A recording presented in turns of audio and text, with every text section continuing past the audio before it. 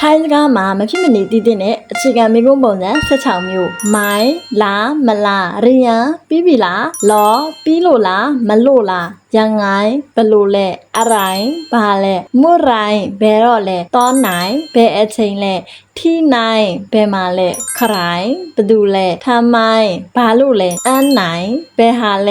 ဲထောက်ရိုင်းဘလောက်လဲကီခွန်ဘယ်နှယောက်လဲကီအန်ဘယ်နှခုလဲကီယံဘယ်နှမျိုးလဲကီခန်းဘယ်နှကြိမ်လဲစတဲ့ဒီမေးခွန်းလေးတွေကိုစနစ်တကျဘယ်လိုမျိုးပြောရမလဲဆိုတာကိုဒီနေ့ဒီဗီဒီယိုမှာအသေးစိတ်ရှင်းပြပေးသွားမှာပဲဖြစ်ပါတယ်ထိုင်းစကားကိုအခြေခံကနေစနစ်တကျလေ့လာနေတာဒီနေ့ဆိုရင်8ရက်မြောက်နေ့ပဲဖြစ်ပါတယ်ဒီနေ့မှာအခြေခံမေးခွန်းတွေနဲ့ပတ်သက်ပြီးတော့အသေးစိတ်လာပြီးပြောပြပေးမယ်ပေါ့အခြေခံမေးခွန်းပုံစံက16မျိုးရှိတယ်16မျိုးထဲမှာနေ့စဉ်သုံးမှာသတိထားဖြေရမယ်အခြေခံမေးခွန်းက4ခုရှိတယ်။အဲ့ဒီ4ခုထဲမှာအရင်ဦးဆုံးအခြေခံမေးခွန်း1ကိုရှင်းပြပေးခြင်းတယ်ပေါ့နော်။အခြေခံမေးခွန်း1ကမိုင်းကို2မျိုးသုံးရတယ်ပေါ့နော်။လားအနေနဲ့သုံးပါလားမလားအနေနဲ့သုံးပါလား။ဥပမာထန်မိုင်းလောက်လားဆိုပြီးတော့မှလောက်ရဲ့အနောက်မှာလားထည့်လိုက်တာနဲ့ကြက်ထန်မိုင်းလောက်မလားလို့မေးတာနဲ့မတူဘူးပေါ့နော်အဲ့တော့မိုင်းကိုနှစ်ခုခွဲပြီးတော့ဒီနေ့မှာအသေးစိတ်ရှင်းပြပေးမယ်မိုင်းကိုလားအနေနဲ့တိတိကျကျမေးလိုက်ရင်ကိုယ့်ဘက်ကနေပြီးတော့မှတိတိကျကျနဲ့ပြန်ဖြေရမှာနှစ်ခုပဲရှိရပေါ့နော်ဝန်ခံပါလာ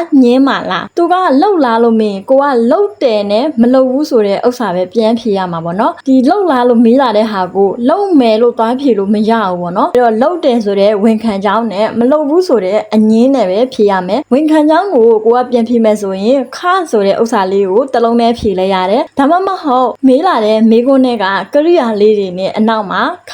crab ဆိုပြီးတော့မှထဲဖြေလို့ရှင်လဲစကားလုံးလေးတွေကပိုလှရပေါ့နော်အငင်းအနေနဲ့ပြန်ဖြေမယ်ဆိုရင်ကရိယာရဲ့အရှိမမိုက်ထဲဖြေပြရမယ်ပေါ့နော်မိုင်းကိုအခုကရိယာတွေအကုန်လုံးနဲ့တွဲသုံးနိုင်တယ်ဒါပေမဲ့အငင်းမိုက်တစ်ခုနဲ့တွဲသုံးလို့မရပါဘူးအဲ့ဒါလေးကိုသတိထားပေးမယ်နော်မိုင်းကိုလားအနေနဲ့တိတိကျကျမေးလာတဲ့မေးခွန်းပုံစံကိုဥပမာလေးတွေစာကြောင်း၄ချောင်းယူလာပြီးတဲ့တူတူကြည့်ကြမယ်အမေစကားလုံးစားလားဆိုရင်ကင်မိုင်းကင်မိုင်းကင်စားတယ်မိုင်းဆိုတာလားဆိုတဲ့အနေထားနဲ့မေးလိုက်တာကင်မိုင်းစားလားကိုကဝန်ခံကြောင်းကိုပြန်ဖြေမယ်ဆိုရင်ကင်ခဒါဝန်ခံကြောင်းကိုပြောတာကင်ခစားတယ်မစားဘူးအငင်းအနေနဲ့ဖြေမယ်ဆိုရင်မိုက်ကင်ခမိုက်ကင်ခရဒီနေရာမှာအကူကရိယာလေးတွေကိုထည့်သုံးပေးထားရပေါ့နော်အကူကရိယာတွေအကုန်လုံးနဲ့တွဲသုံးနိုင်တယ်လို့ပြောထားတဲ့အတွက်ကြောင့်မလို့တွဲသုံးမယ်ပေါ့နော်သွားဖူးလားခဲပိုင်မိုင်းခေးပိုင်မိုင်းသွားဖူးတယ်လို့ကိုကဝန်ခံကြောင်းပြောချင်ခေးပိုင်ခမသွားဘူးဆိုရင်မိုက်ခေးပိုင်ခစမ်းလုံးကြည့်တယ်လားဆိုရင်တဲ့နေဆိုတဲ့အကုကရိယာပါလာပြီးအရှိမှထားရမယ်ပေါ့နော်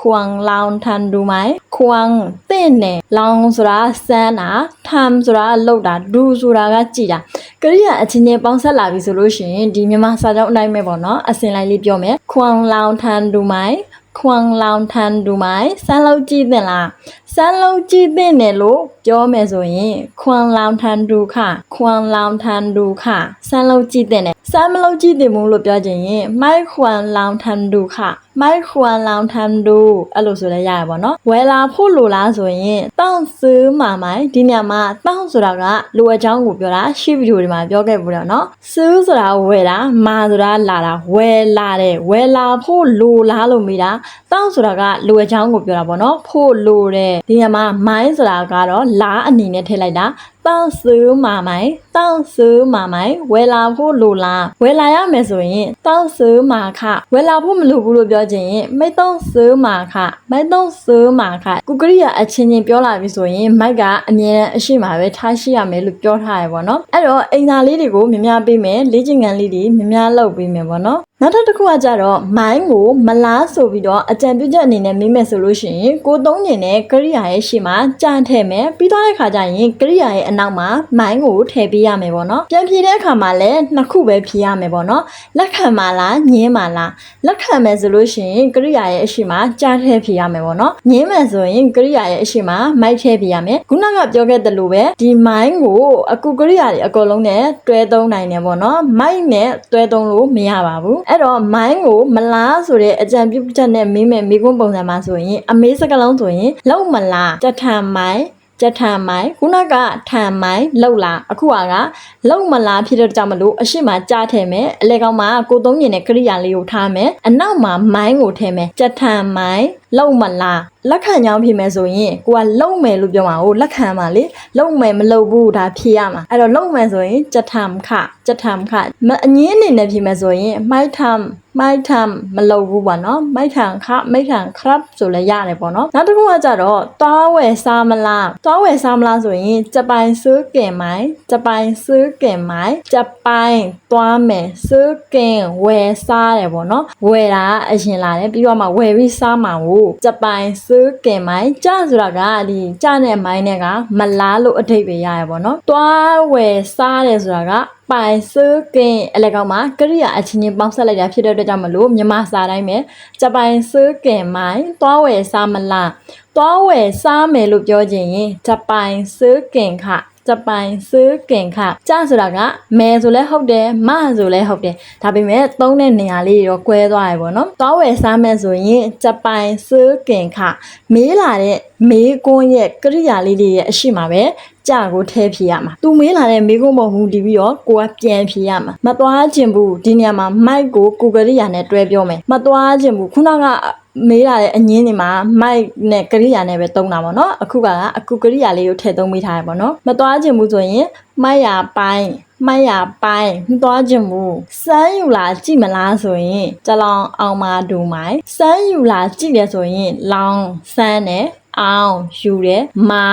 လာတယ်လူကြည့်တယ်จะลองเอามาดูไหมစမ်းယူလာကြည့်မလားစမ်းယူလာကြည့်မယ်ဆိုရင်จะลองเอามาดูค่ะจะลองเอามาดูค่ะယူလာလို့မသိဘူးယူလာလို့မသိတော့ဘူးပေါ့ဒီပစ္စည်းကိုယူလာလို့မသိဘူးဆိုရင်မိုက်ခွန်အောင်มาค่ะမိုက်ခွန်အောင်มาค่ะမိုက်ခွန်မသိဘူးအောင်มาယူလာလို့ပေါ့နော်မိုက်ခွန်အောင်มาယူလာလို့မသိဘူးလာကူလို့ပေးမလားဆိုရင်จะมาช่วยถามไหม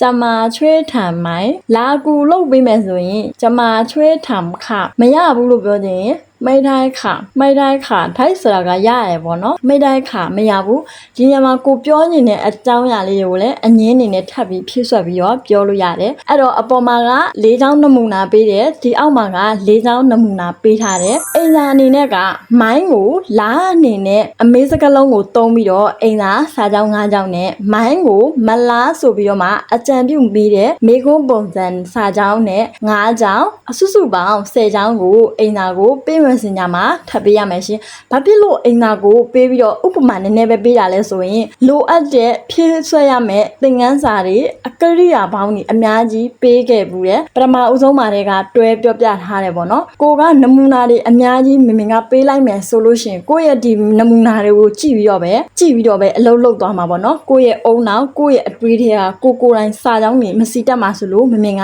အိမ်သာတွေကိုများလေးပေးထားတာအိမ်သာတွေကိုတေချာလိုက်ကျင့်ပြီးတော့ပေးမစင်ကြမှာလာထပ်ပေးကြပါဒီနေ့ကတော့ဒီလောက်ပါပဲနောက်နေ့တွေမှာနောက်ထပ်သင်ခန်းစာရင်းနဲ့တူတူပြန်တွေ့ကြမယ်ရှင်ဘိုင်ဘိုင်